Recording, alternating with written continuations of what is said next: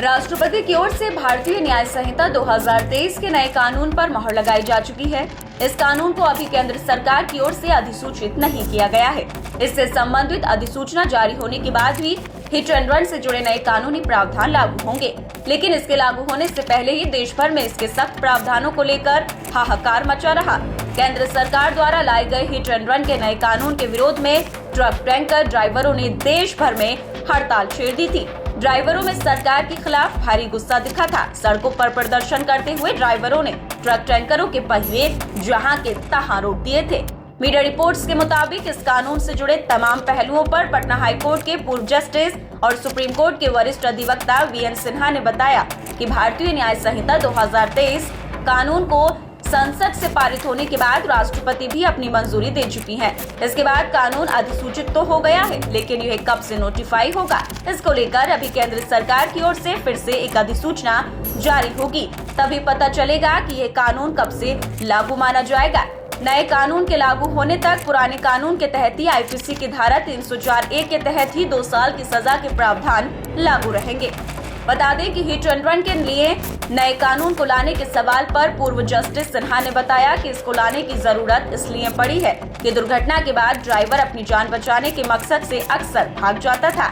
ऐसे मामलों में सबूतों और प्रत्यक्षदर्शियों की कमी के कारण दोषियों को पकड़ना और सजा दिलाना बहुत मुश्किल हो जाता है और पीड़ित को न्याय या मदद नहीं मिल पाती थी। पूर्व जस्टिस सिन्हा ने आगे कहा कि दुर्घटना के बाद पीड़ित की अगर मौत हो जाती थी तो पीड़ित को न्याय नहीं मिल पाता था। इसलिए अगर आप भागते हैं तो अब 10 साल की सजा होगी।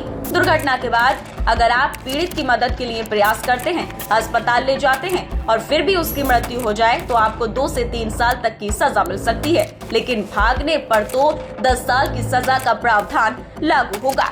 अब वहीं दूसरी तरफ नए कानून का विरोध कर रहे ड्राइवरों का कहना है कि अगर वे दुर्घटना के बाद मौके से भाग गए तो उन्हें 10 साल तक की जेल हो सकती है।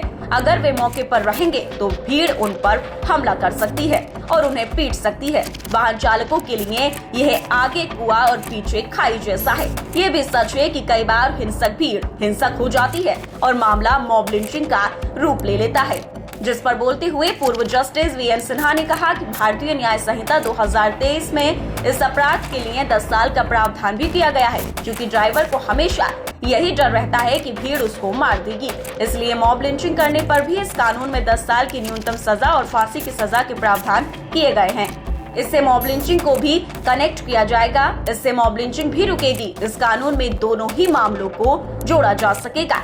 दरअसल हाल ही में केंद्र सरकार ने देश के नए कानून में बदलाव किए हैं, जिससे अब पूरे देश में भारतीय दंड संहिता की जगह भारतीय न्याय संहिता लागू होगी। इसमें बहुत सारे मामलों में सजा और जुर्माने के प्रोविजन बदल गए हैं, जिसमें हिट एंड रन के केस भी शामिल है। भारत न्याय संहिता में हिट एंड रन केस के लिए कड़े प्रावधान करते हुए उसमें 10 साल की कैद और 7 लाख रुपए जुर्माने की सजा का प्रावधान किया गया है, जिसके बाद ड्राइवरों ने कई राज्यों में विरोध प्रदर्शन कर अपनी नाराजगी जताई और नए कानूनों में बदलाव की मांग की थी। फिलहाल इस खबर में इतना ही। बाकी अपडेट्स के लिए बने रहिए न्यूज़ टाइम के साथ।